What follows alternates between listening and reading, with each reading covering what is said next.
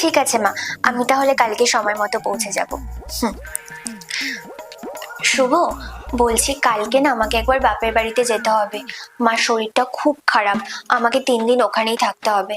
তোমার যেতে হবে না, তুমি চলে গেলে বাবা মার সেবা কে করবে?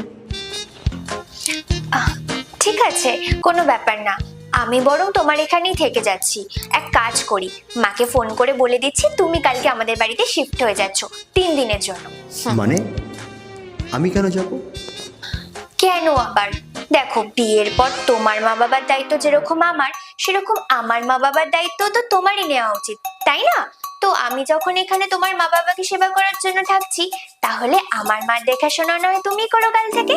ওকে, আমি মাকে ফোন করে দিচ্ছি। শুভ, আমি রান্না করতে যাচ্ছি, তুমি প্লিজ একটু এসো না, হাতে হাতে আমার বাসনগুলো মেজে দিও।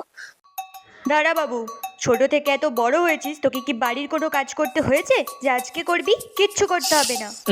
এক্স্যাক্টলি মা, আপনি তো ওকে এতদিন কিছুই শেখাননি, তাই এই বয়সে এসেও ঘরের বেসিক কাজগুলো কিভাবে করতে হয় সেটাও আমাকেই শেখাতে হবে। তাই আপনি যখন এতদিন কিছু শেখাননি, বাকিটা আমাকেই বুঝে নিতে দিন, ঠিক আছে?